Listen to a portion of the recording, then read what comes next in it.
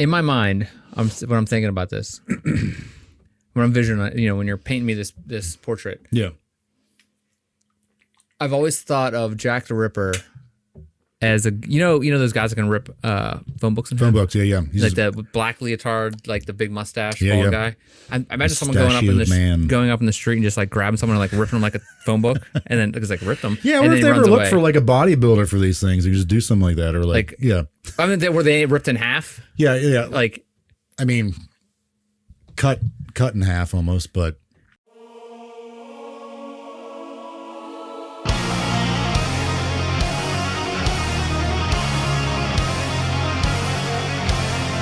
Ahoy thee mateys, welcome aboard the USS Mysterious Pals. My name is Chris, and today I want to welcome back again the rear admiral of my ship. His dad called him the Kentucky Silly. You just call him Jordan. Jordan, welcome to the show. What's up, man? Rear admiral to your ship. I like it. Yeah. Always got the backside. Yep. Well, today we're going to be talking to Jordan about a mystery, strangely enough. Oh, who'd have thought? And what can we do to get ready for this mystery? We need to get ready. Yeah. Turn the lights off. Do you... I've learned something this week, and I don't know if you've ever heard of it. It's historical, weirdly enough, so you probably heard of it. It's a form of torture called scapism, S-C-A-P-I-S-M. Escapism, yeah. Something like that. That sounds right. Did you ever hear it? No. It sounds horrible. I don't know how many times. There's always like those things you hear in movies about like torture and crap like that. And like, when I say torture, I mean like ancient torture methods, right? So like the Iron Maiden, which probably never used. Yeah. I think we've talked about that before. Well, that's 2 episodes ago. Right. So this is what got me interested in it. Was the method of putting someone on well, first off, you force feed them honey and milk, and then you cover them in honey and milk and put them on a boat and just float them out there on a lake. What? And then every day you bring them back and do the same thing until they die. And basically what happens is birds, bugs, like just because you're tied down to a boat so you can't move. So basically you're just out there in the middle of the sun. You're just baking. You're obviously not holding all that in. So it's just all piling up in the boat, and they do it again the next day, and they do it again the next day, and keep force feeding you this. Apparently honey and milk is a very volatile mixture. It just keeps on going until your bugs and birds eat you to death, or you bleed to death. I've never heard of that. Yeah, so apparently it was used in Middle Ages, I guess, and I don't know how many times it's ever been used, but it was actually a thing. They're the Middle Ages. Believe so. It might have been more of a certain part of the world. I want to say like Eastern Europe, maybe. I'm not. Again, I'm going off of basic knowledge here, basic background here. Okay.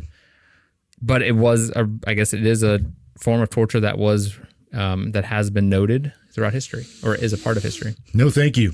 No. That sounds like one of the worst ways to go. In this other than like drowning or in this thing there was some horrible ones in there, like that those kind of cages they hung over the ocean and stuff. That would obviously be terrible because you can't really move and you're in a cage. I mean, for Henry Avery's boys, whenever they captured them, the pirates, yeah. Apparently that was a big thing in England back a long time ago. But it sounds terrible. Yeah, that would be awful. There's a lot of terrible ones. I mean, there's ones where they put you in a hole.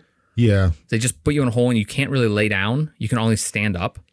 And they also just leave the other bodies down there. So you're standing in a hole with other bodies and it's just in the ground. So there's like water going in there. And like they're not really feeding you or anything. And you can't lay down. You're just kind of propped up against the wall. I remember hearing, I think it was, I don't know if it was at Guantanamo Bay that we did this, but we'd, for prisoners that were interrogating, they would blast. Was it Britney Spears or something like that? It was music, apparently. They also make you. It was music, but like I could have sworn one of them was like a Britney Spears song just on loop over and over and over. I'd imagine it was something like that. There's also where I think it was at Guantanamo. I think there's also one where they made you like, instead of like fully kneel down, you're kind of in that crouch position. Oh. I guess that's another way. Ooh. Because it's not going to kill you, but like it's not very comfortable. So, there are terrible things out there in the world. But we're also going to talk about another terrible thing in the world. Speaking of torture, today we're going to ask the question: who was Jack the Tickler? No, sorry, Jack the Ripper. Jack the Ripper. Now he Not was Jack the Tickler. I forgot my glasses. Yeah, the Ripper and Tickler, the same words. Jack the Ripper was around in 1888 during the Victorian-era London. So during this time, there's advancements in science technology. The biggest thing is the Industrial Revolution was part of this. This greatly helped Great Britain's economy, which because of this industrialization brought in a big influx of immigrant workers. But specifically when we're talking about Jack the Ripper, we're dealing with Whitechapel, which is in London's East End, kind of near the like London docks. Okay. Do you know what the 3 forms of production are? Forms of production for manufacturing. Oh shoot! Not off the top of my head, I knew this at one point. What are they? Well, the second one's mechanization, which was the Industrial Revolution. Okay. And then the first one would be, using our hands, human power. Oh. Third one is total autonomy or automation. So what are the 3 forms of production? To produce goods and right. services, or produce goods was, human power, where we just were cutting down trees ourselves. Then we had a chainsaw, and then we're gonna have a robot go out and cut down that tree ourselves, which is what currently is happening in our society, and we're going through an automation revolution. Definitely are. I don't think people would really know it until, I think with the Industrial Revolution, they wouldn't know they were in the Industrial Revolution. It's not like this is one of those things where we don't really know we're in that time until they get far enough away and they're like, hey, this is like the information age. Yeah, it's a gradual thing. Yeah, I'd imagine, right? It's not like all of a sudden one day, like, hey, I'm working in a factory. How did I get here? It's like a gradual thing, like with the assembly line and stuff like that. It happens over time. So again, we're in 1888, Victorian-era London. I'm sure most people know about Jack the Ripper. Or have heard his name, at least. Of course, yeah. I've heard Jack the Ripper. I have no idea what happened. Yeah. So it's a series of murders. I didn't know this. It was called the Autumn of Terror. Autumn of Terror. That's a pretty rad metal band name. Yeah. It's a metal band name. Or a really good album by a really rad metal band. Yeah. The gruesome killings sparked national fear. Letters written by Jack the Ripper, who had intimate knowledge of the murders, were sent to the police and newspapers, taunting the police. When I say intimate, suppose they had firsthand knowledge of some of the murders that took place. And one of the reasons why this is such a international thing to this day is he was never caught. Is it kind of like the Zodiac killer type of thing? Almost exactly like that, yeah. Where they wrote it's something with letters, right? Yeah. Again, I know nothing about it. The Zodiac did like the cryptograms, which I think we talked about before. Like he'd send in the newspapers cryptography or something like that, where like it's certain symbols mean certain words, and then basically was taunting the police. Jack the Ripper was writing letters to the police? He's writing letters. Didn't use cryptography or cryptograms or anything like that. It was like English saying, I'm doing this, I'm doing that. Now these are heavily considered or heavily scrutinized. Thank you. A lot of them think they're hoax. He wrote, apparently, like the police and the newspapers got 200 letters during this time saying people claim they're Jack the Ripper. There's 3 big ones that are considered most notable. I mean, they're in Victoria, England. There's nothing really going on. So it's like you just write some letters because you got nothing. Literally nothing else. You're either going to go to work, you're going to die. Right. There's really nothing else going on.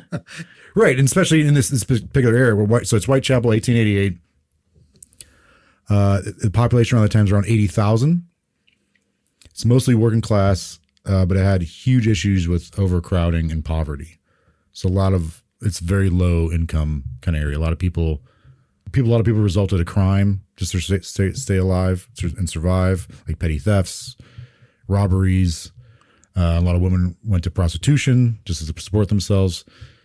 A lot of people are like living in like, they call them like lodgings and like sharing rooms with other people. It's kind of like the basically living day to day. Almost. It was like that. Please, sir, I might have some more. Is that the same? I think was that Victorian? It might have been. Again, yeah. That wasn't Whitechapel. That was Charles Dickens. We established. I know I think nothing Charles about. Dickens was around this time. Charlie D. I have no idea who Charlie D is. I mean, I've heard the name. Good old Charlie D. Charlie D. Writing that stuff up. Is that the guy that? About the poor boys. That's is that the guy that wrote all the plays? He did Great Expectations, right? Do you Great Expectations? How would I know? I have no idea who that person is. Great Expectations. It sounds like a bad movie. Well, it was a bad. They did make a bad movie. Actually, I liked the movie they made in the 90s. But it was a 90s movie, like a rom com. Was Jennifer Aniston in it? No, it was Ethan Hawke. Oh well, come on, Ethan. He was good. Robert De Niro was in it. Gwyneth Paltrow was in it. I liked it, but a lot of people crapped all over it. They had other iterations before that because this is, in the 90s. If you don't have Jennifer Aniston, you can go to hell. I don't think. Or wait. This came out when Friends was out. I know that because I think it came out like 1995, but I don't think she was at the height.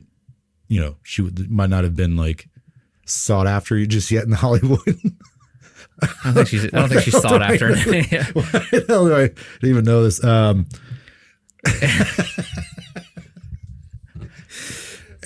Aniston. Yeah, I think pretty sure Charles Dickens is a Great Expectations. Charlie D. Yeah, good old Charles D. Wait, then what's the dude with the Oliver little boy? Twist. Oliver Twist. Thank you. Okay, So that is it. I didn't want to sound like an idiot. Pretty sure that's Charles Dickens. Already more than I do. Oh my goodness, this is literature. couldn't give any less of a crap about literature. So since there's mass overcrowding, poverty, there's extremely high crime rate and tons of prostitution going on in this area. There's, like I said earlier, there's a large amount of immigrant people coming around here, mostly Jewish and Irish. I guess the Jews were having some issues in Ukraine because they were anti-Semitism over the fact that there was an assassination attempt on the Tsar in Russia. And a lot of people were saying, a Jewish person did it. And all this anti-Semitism aroused from this. So a lot of people left. There's all these like harsh things put on the Jewish population. I know it sounds familiar, obviously like World War II and the Nazis, but a lot of them left and came to England for a better life. Obviously not living a great life in this place, but they came here for work. Same with Irish folk. This is the late 1800s. 1888. Yep. Okay.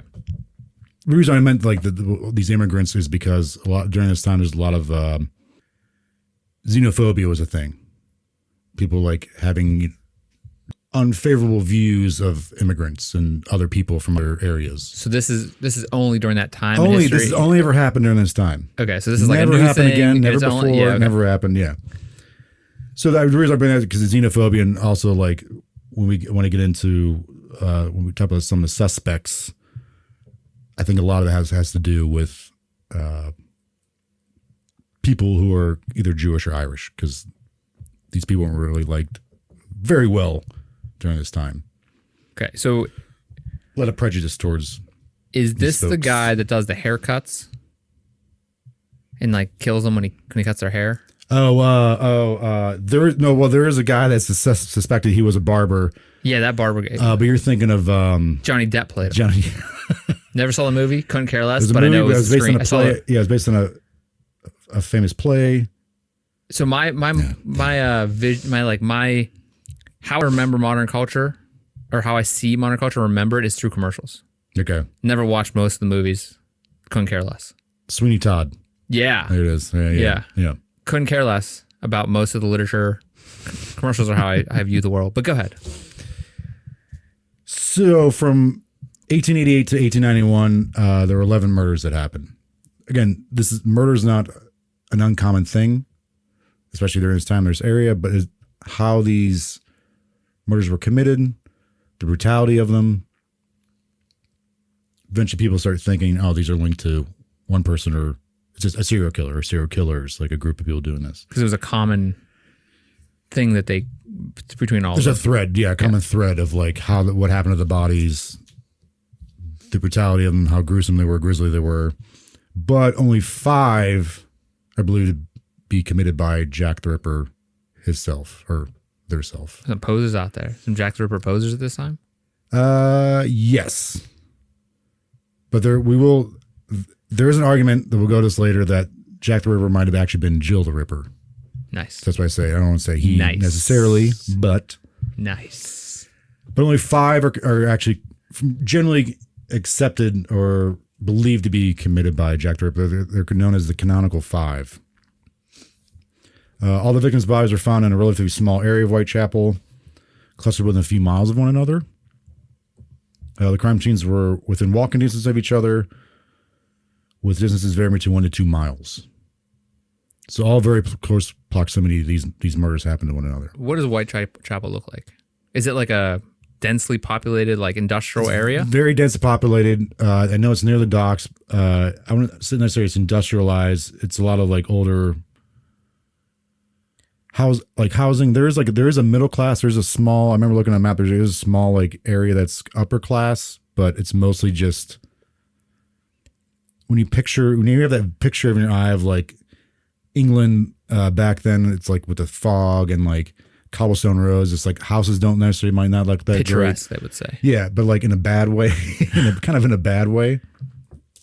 Okay, so negative picturesque. Yes, yeah. From what I understand, but yeah, so they're all within 1 and 2 miles of one another, but it's hard to say exactly pinpointing where the bodies are actually found. But it's generally believed that all 5 of these people, the canonical 5, they're all women. It's generally believed they are prostitutes. So the reason I bring that up is because that could obviously might play into the motive of why this person is doing this. Were all 11 prostitutes? The 5 were. Then these are some kind of like debate over if all 5 are actually prostitutes, because some of them did other like jobs, but not all 11 were. Their side hustle was prostitution. Yeah. There was a lot. There were 11 were doing side hustles. Some were like selling flowers. Some were assistants doing other things. But like, it keeps being brought up that they were prostitutes, for better or worse.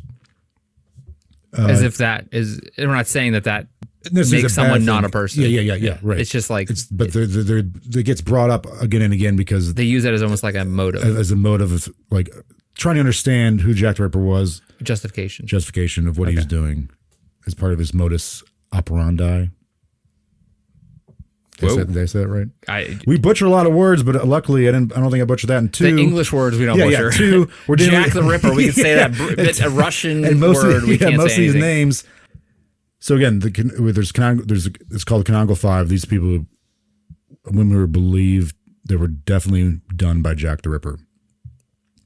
Number 1 was Mary Ann Nicholson. Her body was found on August 31st. So through all this, okay, I gave you as a background. We're going to do a timeline of when these bodies are found, some eyewitness accounts. We'll go through those, and then we'll go through some like theories of who the Jack the Ripper was, done by contemporary people of the time, like who the police thought, the newspapers thought were Jack the Ripper, and then some that were kind of floated out there during more modern times by scholars and people are considered ripperologists. Some of them are like super far-fetched. Ripperologist. Is that an actual term? It is, yeah. Ripperologist. If I could have that, just show like how big of a thing this like Jack the Ripper is. If I could have that on my like door, like on my desk, ripperologist. Ripperologist. So Mary Ann Nichols, she's the first one. She died on August 31st, same time her body. So again, keep in mind, so this is a very dense area of Whitechapel. There's a lot of alleyways, but like everyone's basically on top of each other. So, and there's another fascinating thing with Jack the Ripper.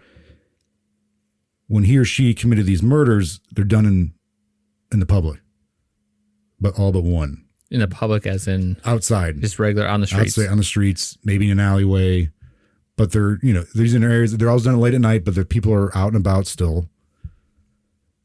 So that kind of goes into like what this person was capable of doing. Had they have knowledge of like certain things that they end up doing to these bodies. Goes to show like this person would have to be quick at what they're doing and know what they're doing. Okay. So the execution would have been quick. They knew exactly how to do it, when to do it, where to do it, like the locational area. Yeah. So it wasn't doing like out in the middle of the street. Yeah. Everybody's like, oh my God, look at that guy, ripped that person. Yeah, because the way these things were done, like how these women were found, organs were removed, they were basically almost dissected, disemboweled. Someone have to, like, generally the idea, the consensus is by historians and the police at the time that like this person has to have an idea of a person's anatomy or anatomy in general, how to get to these certain parts of the body. So, right. In my mind, when I'm thinking about this, when I'm visioning, when you're painting me this portrait, yeah, I've always thought of Jack the Ripper as a those guys that can rip phone books in half? Phone books, yeah. He's like the black leotard, like the big mustache, bald guy. I imagine someone going up in the street and just like grabbing someone and like ripping them like a phone book, and then because like rip them. Yeah, I wonder if they ever look for like a bodybuilder for these things. You just do something like that, or like yeah. I mean, were they ripped in half? Yeah. Like, I mean, cut in half almost, but because I mean, this is the time. I imagine that's when people do those exercises where they had like the big rubber band things, machines, just like really doing exercise for like shortly. I think a little bit like 10, 15 years after that. But like, remember you see those like old timey like things with like tossing medicine balls. They have like unitard on, and like there's machines that are just like shaking them around. Like the good era of workout. After this, before it got all weird in gyms nowadays. So when you say that's what I'm picturing, just those guys like that are just like ha ha ha, riding the big bike with the one wheel in the front and the small wheel in the back. Yeah. So Mary Ann Nichols' first murder. Hold on, that just shows that most of our shared vision of the past comes from Family Guy in some ways. Yeah. Okay. That's because there we go. That's a gym scene. Literature movies couldn't remember that. Couldn't remember any of that crap. You tell me a Family Guy, I'm up on it. Good. So she's seen it about an hour before her body was found. She was meeting with a friend. She goes out to make some money to cover her rent. This was late at night. Two men, Charles Cross and Robert Paul, found her body around 3:40 a.m. outside of a gated stable entrance. This is so I laughed when I read this. It's so messed up, but I think it just kind of perfectly characterized the time. Okay, so these men find the body. Despite the fact that they still believe she's breathing, they decide to leave because they don't want to be late for work. Agreeing to tell. Wait, she's still breathing? They think she's still. So I seen mixed things. Either she's still breathing or they still think she's conscious. But she disemboweled? They don't. Their account when they first see the body, again, it's 3:40 in the morning. I'm assuming they think they don't. The account of what they saw at first is not realistic. Not given. Okay, at least from what I read. But they don't want to be late for work. They're like, oh, if we see a police constable late, we'll tell the police. But hey, there's this bloody corpse over there. She's probably still breathing, but I gotta get to work. But they realized her skirt had been pulled up, so they pulled it back down for decency reasons. So they are kind of gentlemen about it, you know. They pull it down, but they don't say, "Hey, are you okay, ma'am? Do you want us to stop the?" They're like, "We bowels coming. We gotta get to work, man. We got shit to do." So I was like, I read that, I was like, I laughed, but I was like, that's super messed up because this poor woman's dead. But I was like, that shows like the mindset of some of the people during this time, because I feel like this is a rampant thing. You see, like you constantly see someone pass on the ground because alcoholism was kind of rampant around this time, especially in this like like sleeping one off. And yeah. Because again, this is a lower income kind of thing that people are like have tendencies to find vices to deal with their everyday problems. Back in the 1800s, you could do whatever the hell you wanted. So it seems that way. Sleep wherever you want. Nowadays, they're like, hey man, get out of here. But they do eventually find a constable and they report what they saw. But then another constable had already discovered the body. So autopsy happens. It's conducted by Dr. Reese Ralph. Oh man, I'm a come on. Llewellyn on August 31st, 1888. He indicated the following details about her injuries: throat slashing.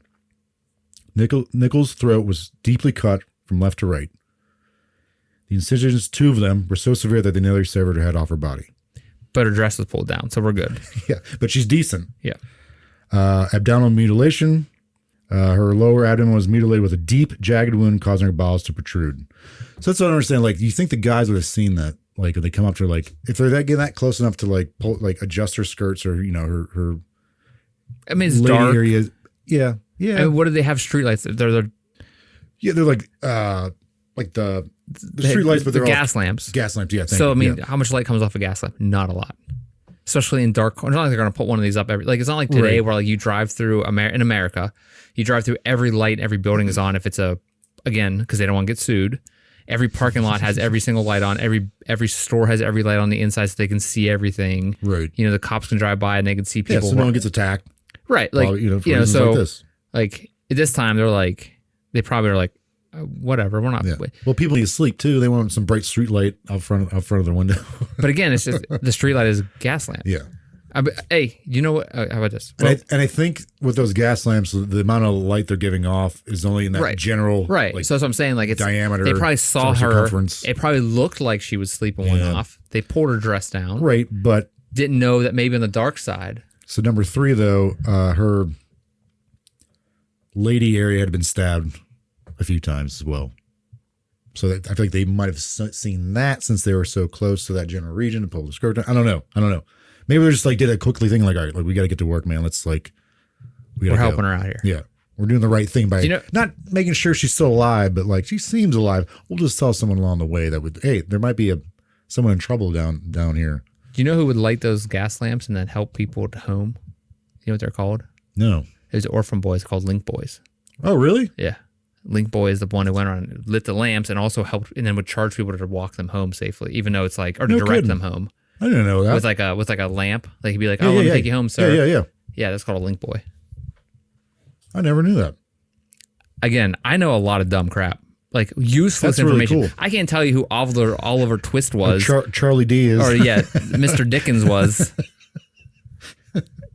Did he write a poem called Narrow Fellow in the Grass? I have no idea. He might have did Tale of Two Because that was on an episode of Beavis and Butthead back in the day. Ooh. That might have been a different poet. I don't know. Is Charles Dickens a poet? Or was he a literary genius guy that I'm like totally butchering his life? I don't know if he did poetry, but I definitely do. He did like great, like considered great novels or. It was a Beavis and Butthead episode about something, some poet. I don't know. She also had bruises on her face and was missing 5 teeth. The teeth thing, I don't know if she that was part of the attack or she just generally might have been missing 5 teeth. I mean, it's 1800s. It's not like a dentist. I mean, a dentist was also wasn't a dentist like the guy who delivered the baby? Like he was the doctor, like he was the butcher. I think, like in the barbers used to let out blood. Yeah, bloodletting. Because of for headaches and stuff like that. Yeah, they're like, oh, we'll just let you bleed. Yeah, it's yeah. probably Here's some leeches. Yeah. They'll cure your migraines. People say things are so hard now, and they're like, yeah. You get these jack of all trades doing professions like, hey, you need a haircut? Oh, yeah, you need me to let out some blood? Yeah. Did we talk about the prostitute hospital in France? No. This is so off topic, but of probably not. It's probably later. But there was this hospital in, I think it was the early 1900s in France, and there was a prostitute hospital, a hospital for prostitutes that would delivering babies, and there was a hospital for rich people, like richer for delivering babies, and there was a huge mortality rate in the prostitute hospital. Oh yeah, and people are like, some doctor went and was like, hey, if we wash our hands and put our gloves on, it's gonna help people. So then he started doing that. I do remember hearing about a doctor who did that. Like, hey, we should probably wash our hands. And then so then he started doing that when he delivered babies, and the birth rates started, the death rates went down. And then he told people about it, and they were like, "Get the hell out of here!" They mocked him for that. Yeah, and then he got kicked out, and then they just went back to normal. I didn't know it was like they had to deal with prostitution hospitals. I do remember hearing about that. Hey, just wash your hands. Or put on a pair of gloves. Or it wasn't until the 50s they were still smoking in the hospital. Like, maybe we shouldn't do this. Wash your hands, put gloves on, stop smoking. Yeah. Weird. Prostitutes. Go. Prostitutes, here we go. Number 5, coming at you. However, there wasn't much blood found considering what was done to her body. Just led the person conducting the autopsy to believe that most of this was done post-mortem, like after she had died, like after her throat had been cut. Because if she's still alive, blood's still pumping, I'm assuming. I'm not like a scientist or doctor or anything like that, but I'm assuming the blood's still pumping because she's alive, and you're doing all these things to her, blood would be splattering everywhere. That's what I'm gathering from this. But this guy knows better than I do. I don't know anything about blood or spatter. But she is believed to only been dead for 30 minutes.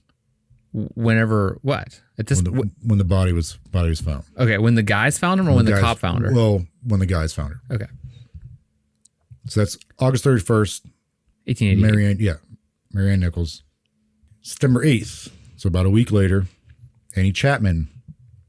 She's last seen by Elizabeth Long, who was on her way to work, claimed to see Annie at 5:30 in the morning with a man, 30 minutes before her body was discovered. The man's back was towards Elizabeth, so Elizabeth couldn't get a view of what the man looked like. But she hears the man ask, "Will you?" And Annie replies, "Yes." Annie Long didn't actually know who Annie was. She just after Annie's death, newspapers are like released. She sees the pictures, or I think the police are interrogating people, questioning people. She's like, oh yeah, I saw that woman. Like, it's not someone that she actually knew, but like just after the fact. And then she was last seen by someone who knew her around 1:30, but she was last seen by someone who knew her around 30. So this woman saw her 5:30 with this man, but she was last seen by someone she actually knew by 1:30. It was at the boarding house she was at. She left to make more money in order to be able to keep her room. So there's a common thing where like, I have to go out tonight, work, make some money. Because again, they're living day by day, trying to pay rent every day to like survive, yeah. Yeah, so they're just trying to survive. Yeah. Right around the same time at 5:30 a.m. when this Elizabeth woman we saw Annie interacting with a man. And Albert Kadash, who lives close to where Annie's body was found, hears a woman yell, "No," followed by the sound of something falling on a fence beside his house. So he apparently went to go to his outhouse to pee. Oh my God, our outhouse would suck so bad. And again, these aren't like big houses, like narrow. Are these apartments? Both of them are apartments, yeah. Like just you're living on top of one another. And you have an outhouse. You probably have like a single room, but I think this guy might have actually his own house. But like when you say house, it's not like this grand thing. So apparently his outhouse is in his backyard, which shared a fence. Another side of the fence was where Annie was seen by that Elizabeth lady with this man. And they're having this conversation. He says, "Will you do this?" And she says, "Yes." And then shortly, right around the same time, he hears a woman yell, "No," followed by something falling on the fence beside his house. Falling on the fence? Yeah, like something was like smash, like as through the fence or on it? On it. As if like someone had like fallen over on the fence. Okay. Because you fall on a fence, I mean, unless someone throws you on the fence or you fall out of a window on a fence, are we just talking about like as if like something just like a sack of potatoes is just like okay, got it. Dropped, like fell back onto the fence. Gotcha.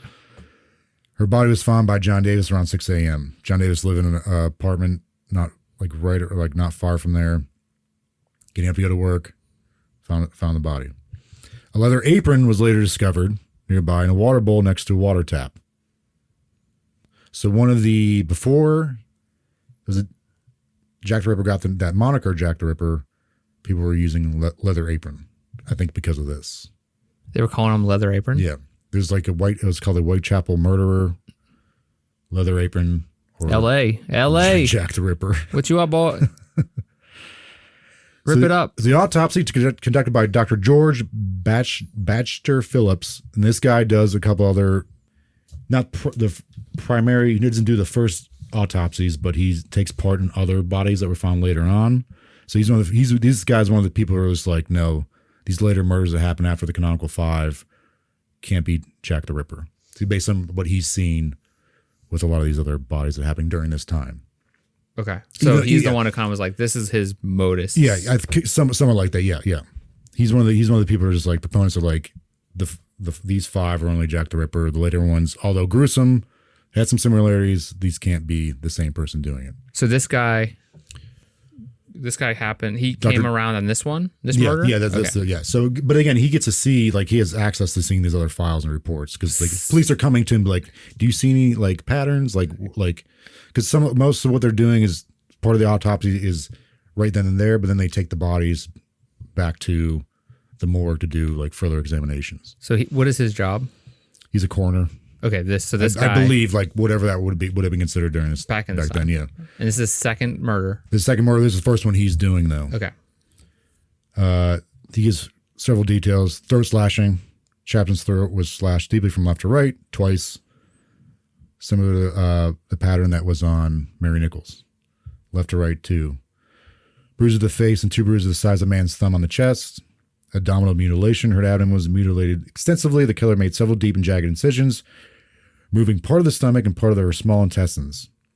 Blows were pointing around her, usually like around her shoulders, like above her. What's above her? Her small intestine and part of her stomach. But this is in a yard? This is in an alley.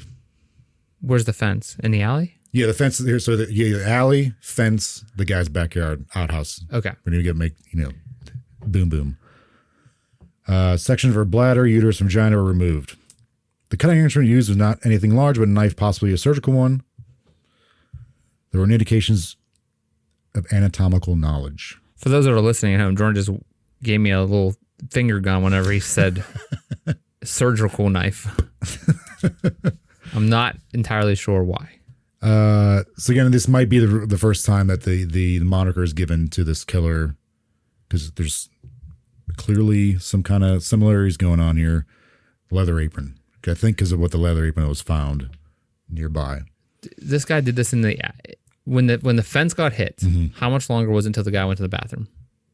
Within a matter of minutes, because when Elizabeth who saw Annie, yes, talking, she said she heard the chiming of some local like church bell, which meant 5:30 in the morning. The guy who went up to the bathroom was a matter of like seconds or within a minute. Then he heard the woman yell no, and then the fence. How did he do that this quickly? So wait, within a minute he was able to hit. She said no. She was disemboweled, and then. Well, her body. That's the thing. Her body wasn't found. Her body was found. I'm trying to see what time. 6 a.m. So he could have cut her. He could have this. So when the guy going to the bathroom heard this, he could have thrown her up against the fence, or had just cut her throat, keeping her from talking. So again, within 30 minutes, he did all this stuff. Okay, probably quicker, but not outside. It was outside. Okay, so he did this all like in an alley yeah. So this is the second time that there's a string that they're starting to see a pattern, both done outside. So then remember I said there's like letters being written? Yes. So the first letter arrives September 27th, 1888, 19 days after Annie Chapman's death, after the death of the second woman. It was received by a local newspaper, the Central News Agency, which was then sent to the police. It reads, when I was doing this, I was like, I kind of want to do this in like a English accent. And then you're like, oh wait. I was like, no. Maybe that's a bad idea. But it's the thing. So, all right, I'm going to read this to you. You tell me what you think. Okay. Let's go. All right. Giddy up. Onward. This is known as the Dear Boss letter.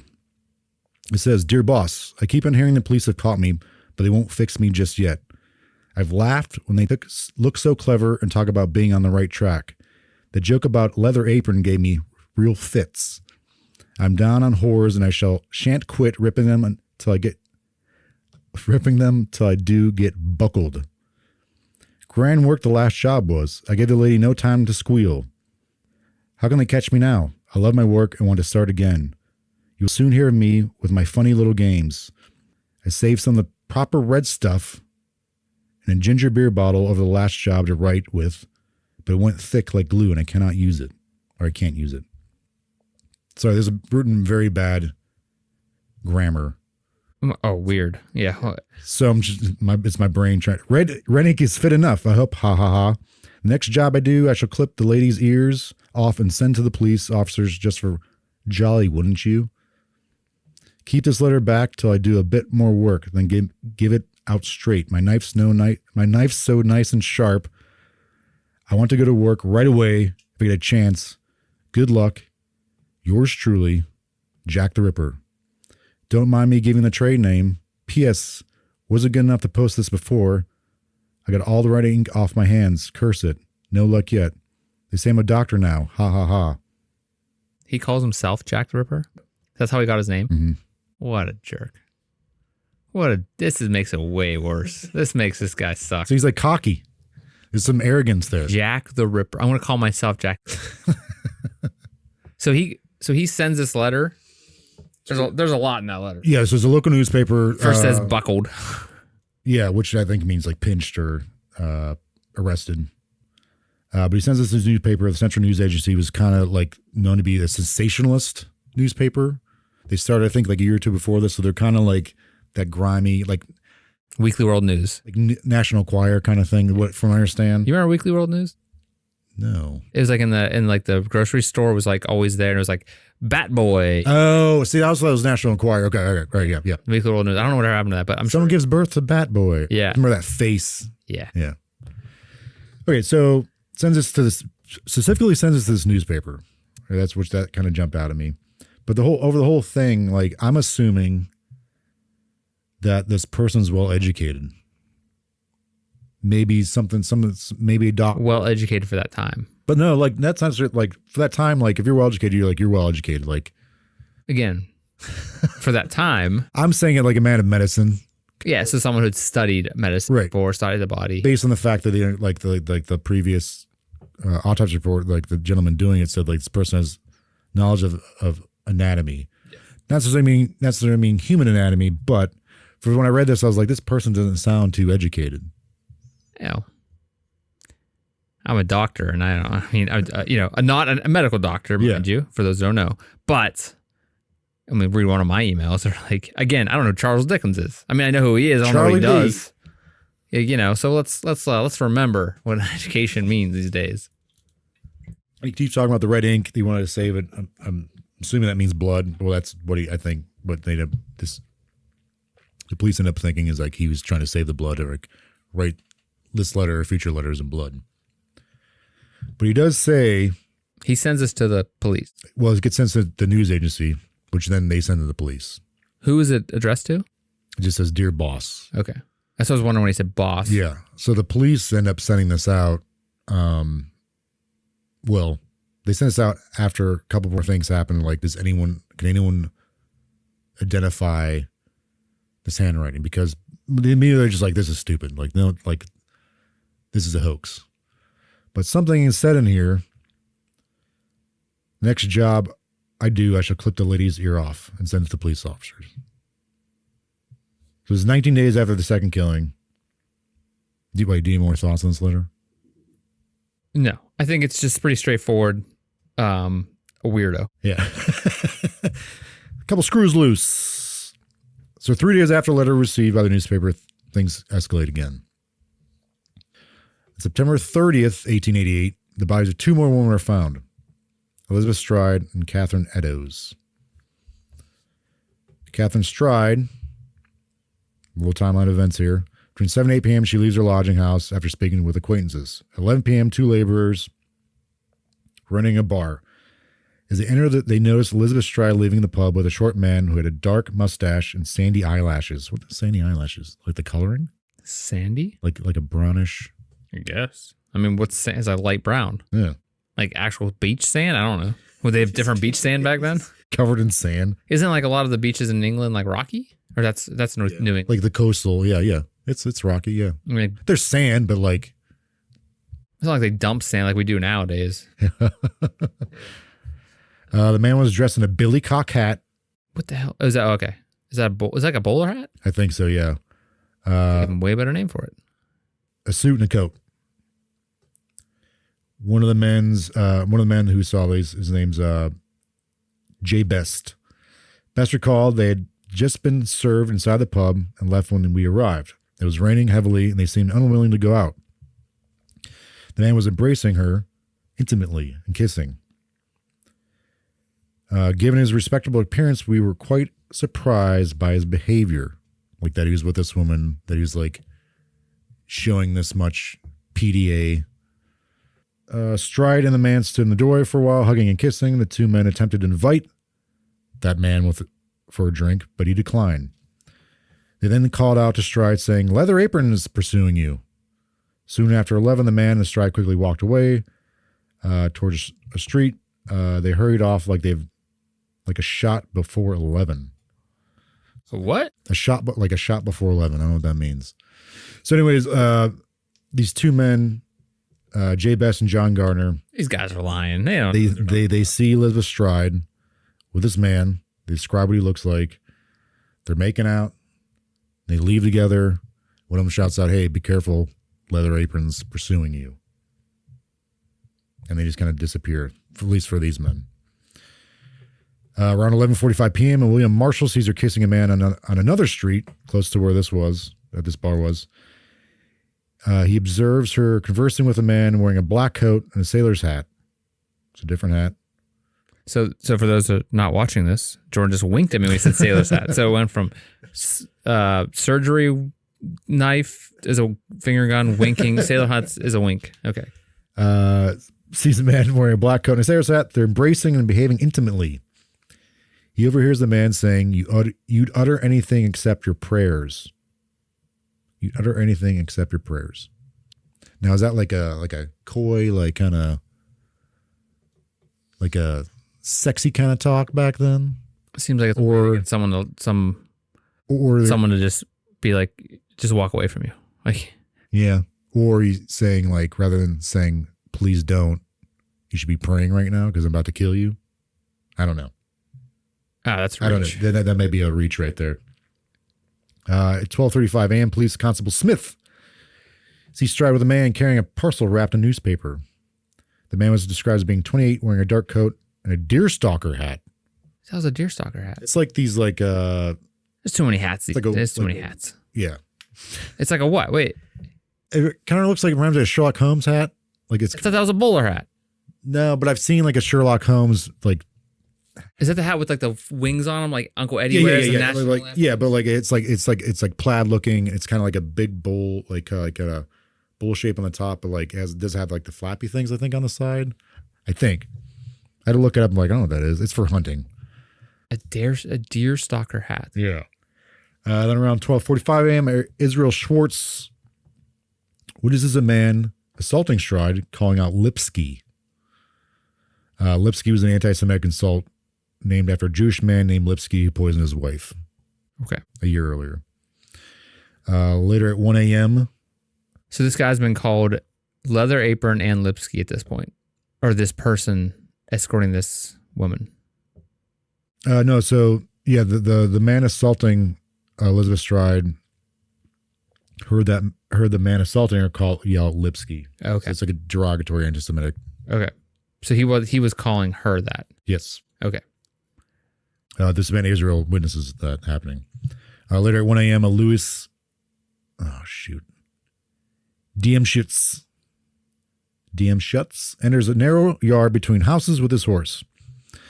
His horse is startled and refuses to proceed.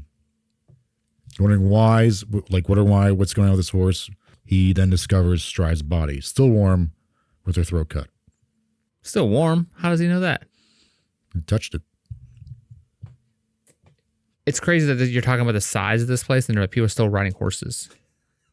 You're like, these things are real close together. Everybody's standing there, and now we're riding a horse. Yeah, there's like main street. There's like streets, like the like carriage drivers and stuff like that. Where does he put his horse at night? Where does he park that thing? I don't know. I think it's crazy. There's a whole people talk about industries and like, again, I guess this goes back to me being interested in engineering and as far as like technology and things like that. But like, we had an entire industry for a long time that was dedicated to horses. Like, yeah. Housing horses, fixing, like, like taking care of them while the owner is in the bar, like, and people are like, motor transportation was used for like farming, and like, and I mean, like stables and like, there's like an entire industry of all these people, and then people are like, we can't change to electric cars. What are you, crazy? We can't change an industry like that. Yeah. But it's only been like 100 years, man. Yeah. So it's important. All the depictions of the man who was seen with Elizabeth are somewhat different. Or a lot different, which kind of complicates like the police narrowing down this suspect. Her autopsy indicated that she had died from a single incision to her throat, severing her left carotid artery. Carotid artery. The wound was so deep and clean. The wound was deep and clean, suggesting it was inflicted with a sharp pointed knife. The lack of extensive mutilation. Surgical knife? Finger gun? Yeah. Okay. The lack of extensive mutilation in her murder distinguishes her from the other victims, obviously, because her throat was just cut. It is believed that the fact that there weren't any other mutilations on the body was done unintentionally, like he wanted to do more to this woman. But the man with his horse, Lewis, he believed Jack was still in the area when he found the body. Interrupted it. Yep. Okay. Due to his horse's behavior and the body was still warm. So Jack was perhaps interrupted by this man. So he heard the horse coming, and was like, "Oh crap!" And just like, jigs up, gotta go. Yeah. So then Catherine Eddowes, remember this is the same night. This is kind of like her timeline. 8 p.m. She's arrested for being drunk and passed out in the street. Again, like this is something. They're arresting people for that? I thought they just pass out in the street everywhere. But I guess there's a crowd surrounded around her, so maybe it was like causing a scene. Like, oh, you're being disruptive, but you're passed out. I don't know. Gotcha. 1 a.m. Gotcha. So she gets arrested. 1 a.m. She's released for being sober. And the constable at Rooster knows that she's going in the direction, rather than going in the direction of where she was staying, she's going in the direction of where she was found passed out. She's going like rather than like they're like, go home. You seem sober, go home. And she goes back. She goes back to like in the direction of where she was found passed out. They got her up, I guess, from where she was passed out. Yeah. And they say go home, but does she instantly just turn around? No. So they got her up, put her in jail. At 8 p.m. they picked her up. At 1 a.m. they released her like she's sober now. You can go home. Gotcha. That was a kind of a common thing. Rather than getting like a ticket, like we'll just bring you in till you sober up. Gotcha. So no one hurts you. You don't have us. 1:35 a.m. Joseph Lawand, Joseph Chaim Levy, and Harry Harris exit a bar. They observe Catherine Eddowes talking to a man. She stands facing him with her hand resting on his chest, but not in a manner suggesting resistance. So they see him as you're touching some dude's chest. Lawand describes the man as approximately 30 years old, 5 feet 7 inches tall, fair complexion, and sporting a medium build. He wears a loosely fitted pepper and salt colored jacket, a gray cloth cap, and a matching peak on the cap, and a reddish handkerchief knotted around his neck. Overall, they say he believes the appears to be a sailor. Are you going to give me another finger gun? Or no, that's a wink. 1:45 a.m. a constable finds Catherine's body. Her autopsy revealed that she died due to a deep slash across her throat, severing her windpipe and major blood vessels. Much of her face had been severely cut, including her face and legs. Much of her face had been cut, and a lot of her body's been cut severely around the face, like part of her nose is hanging off. Her thighs were cut up. She had been cut vertically open on the front of her body, from like down her pelvis up through her chest. Her left kidney and a portion of her uterus were removed by the killer. Also, a piece of her ear was removed. So she's cut. Were the other ones cut up in the face? Not in the face, no. So this is like a new step. There's bruises. Okay, so now he's cutting them instead of beating them in the face. No, I mean, he'd been cutting them, but yeah, in the face, yes. Okay, so this is another step in that. He's still doing the same. It seems like it's escalating. It's disemboweling. Yeah, it seems like it's escalating each time. Okay. So yeah, a piece of her ear was removed. Since the Dear Boss letter mentions that the next victim had a severed ear, the police take it, as well as the author, seriously. This is when they start sending out. They have the newspapers publish the letter, hoping that someone would like recognize the handwriting. So day after this, on October 1st, 1888, a postcard arrived at the Central News Agency, the same place that was that the first letter went to. It's named the Saucy Jack postcard. Saucy Jack postcard. Nice. Wait. I thought he was Jack the Ripper. But they call it the Saucy Jack postcard, I think, because of what he says in it. Okay. I was not kidding, dear old boss, when I gave you the tip. You hear about Saucy Jack's work tomorrow. Double event this time. Number one squealed a bit. Couldn't finish straight off. Not the time to get ears for police. Thanks for keeping that last letter back till I got to work again, Jack the Ripper. This is apparently written in the same handwriting. So he does call himself Saucy Jack. And Jack the Ripper. Yeah. It's not just making crap up. He's just throwing all kind of names out there. Yeah. Sorry, there's another letter that comes along, which I got these two confused. It was written in the same handwriting.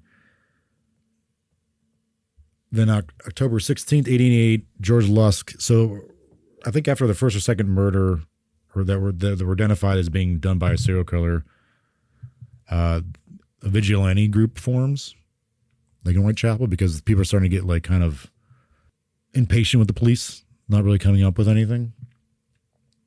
So on October 16th, 1888, George Lusk, who's the head of this vigilante group, receives a letter at his home with a piece of human kidney in it. This is named the From Hell letter.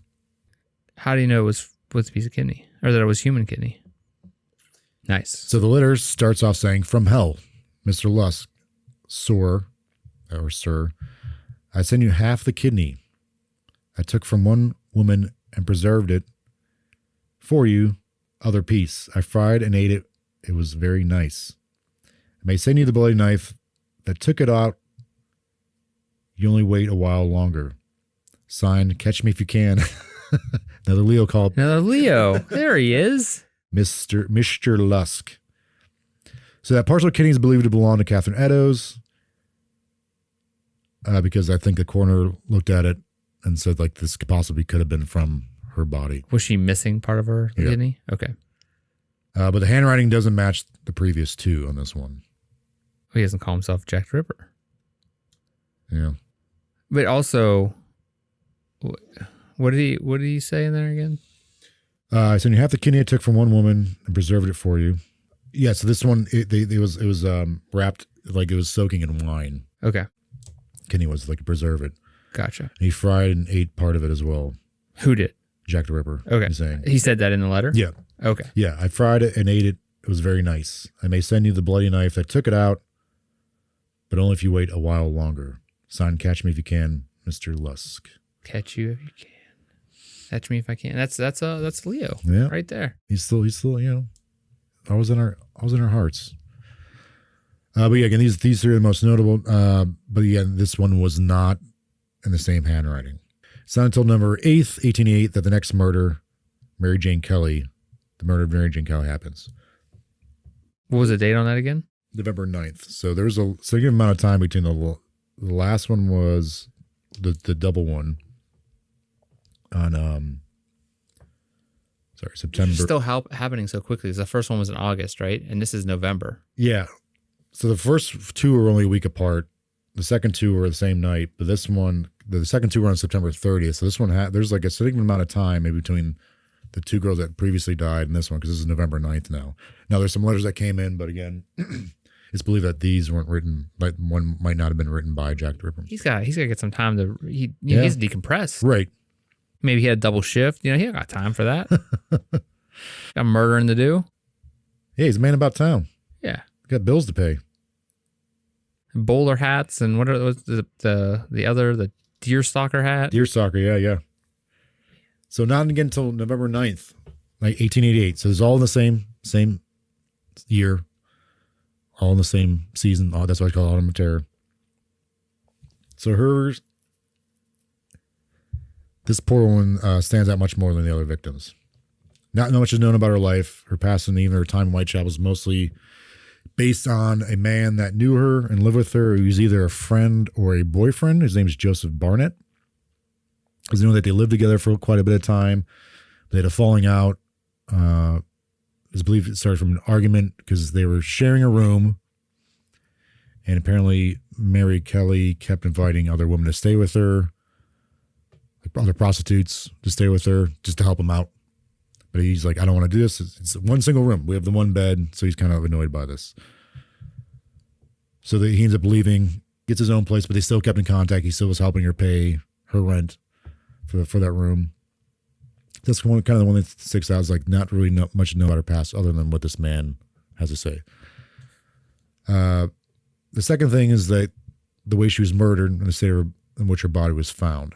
So these other ones are, gruesome, but this one's much more gruesome than the others. Also, unlike the other women who were found outside in the middle of the street or an alley, this was done inside a room.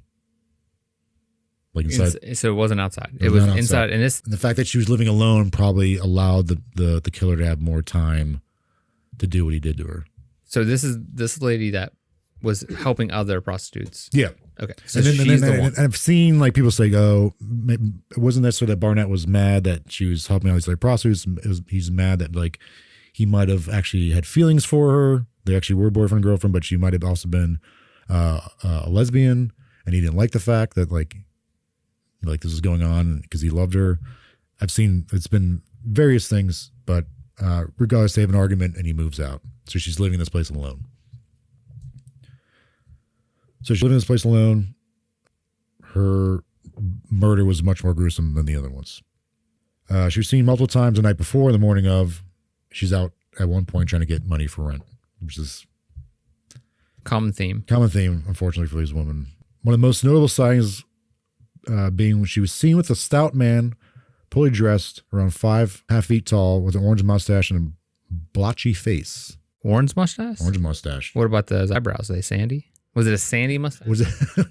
It seems like every time you bring up like the the kind of last scene with this type. It seems like they're all a little different. Yes.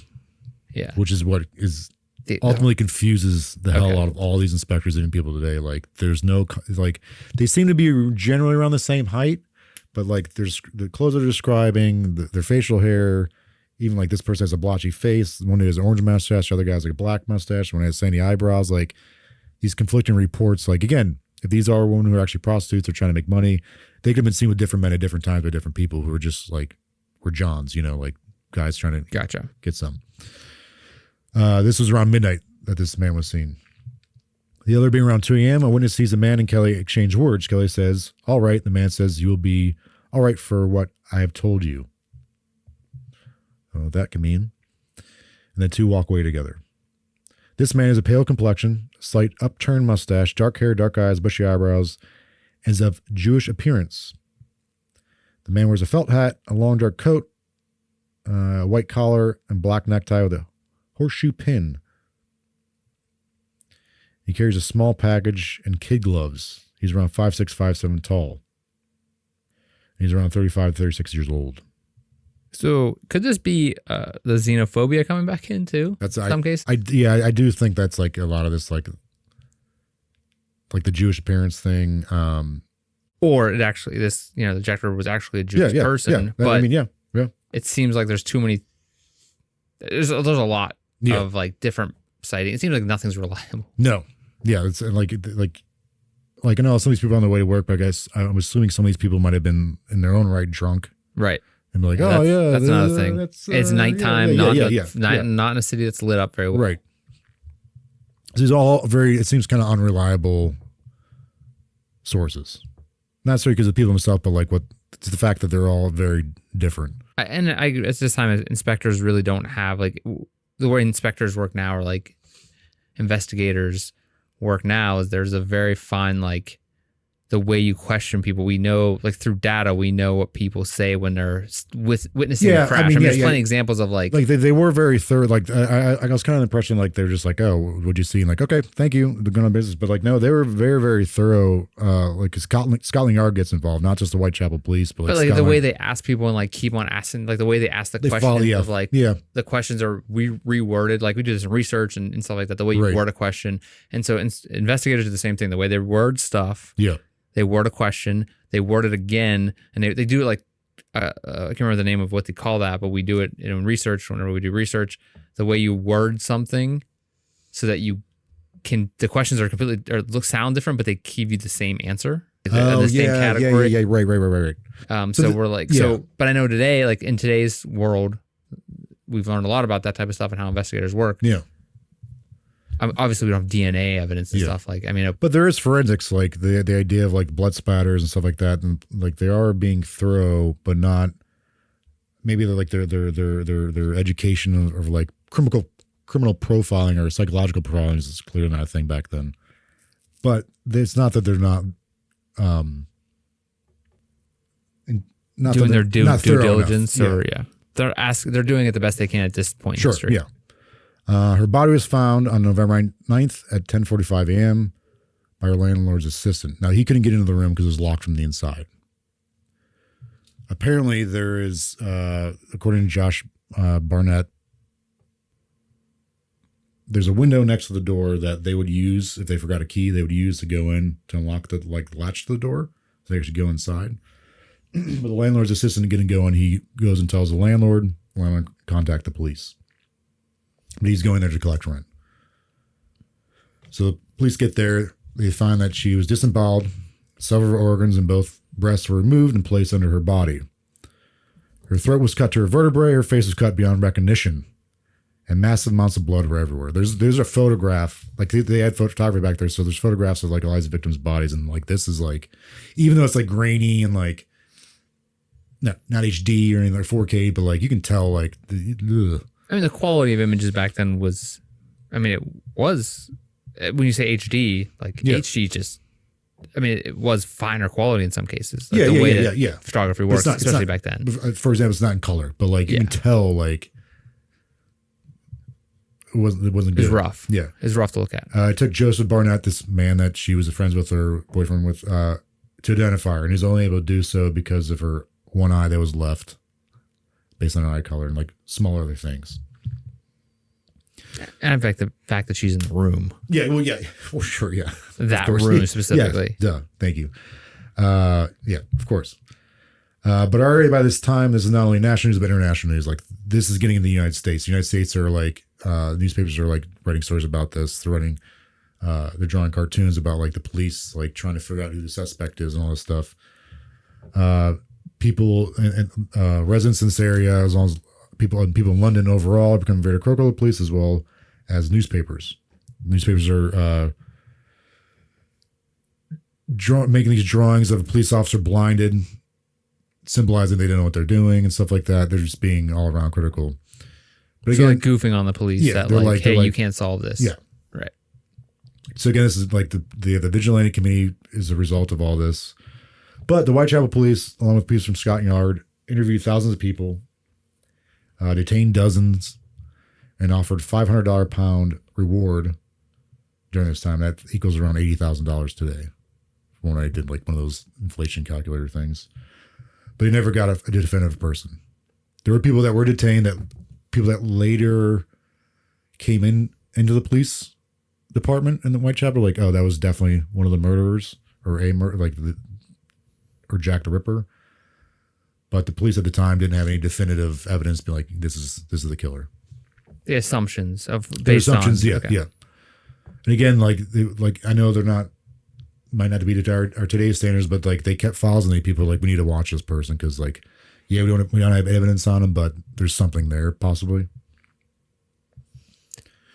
The police believe that the suspect is probably a butcher, a slaughterer, a physician, or a surgeon, based on how precisely and quickly he was able to perform the killings. I think the butcher is what I keep coming back to. Okay. Is that this guy has to be? I mean, a butcher would be make the most sense. Yeah, that he can remove things so cleanly. Right. That's his job. Surgeons back then, where they're chopping off a leg during war. Like, I mean, they're not like... No, they're performing surgeries. They're like cutting open people and like... Yeah, I mean, but I'm saying they're like... doing stuff like that. At our level, I'm just talking strictly from what we have now. Right. Like the idea of like laparoscopic surgery and the ability to go in and do small... Like, these guys are like... Obviously, there are... Yeah. But they would also have the tools also, in order to do something precise like that. But I think like a butcher will be the one that could do it quickly. So there you go, man. Because a surgeon's like going to do it cleanly, precisely. A butcher's like, I got to do it quickly and precisely. Yeah. But again, we're not experts. I'm not an expert. So the common theme here is the necks of the victims victims' throats were cut from left to right. The bodies were cut open in an efficient manner, organs were removed, and the bodies were often still somewhat warm when they were found. This is all done publicly. So the murderer would almost have to have some kind of anatomical knowledge to quickly do something like that. So that could be a butcher, a surgeon, slaughterer, physician. Queen Victoria herself weighed in on this, saying she believed the murderer could be a butcher or a cattle drover from cattle boats between London and Europe, due to the murder pattern in Whitechapel. So the regular docking in these boats came in on Thursdays and Fridays near the London docks. So a lot of these happened either at the first of the month, end of the month, or close to the weekend. So she's thinking like based on the shipping or like the ship schedules coming in and out by some of these like cattle or butchers meant that this person was coming in on the weekends, doing this stuff, and then leaving on these boats. What if it was Queen Victoria? What if she was Jack the Ripper? She's like all bored in the castle. Yeah. I'm gonna go mess some stuff up in the streets. They catch her like coming in the window, like, oh crap, jig's up. One of the suspects has something to do with Queen Victoria herself. Nice. Wait, it has to do with her or is her? Thank you for being with us here today as we looked at the mystery of who was Jack the Ripper. Unfortunately, due to the length of this episode, we have decided to cut into 2 parts. The conclusion, part 2, will be released next week on YouTube and the podcast platform of your choice.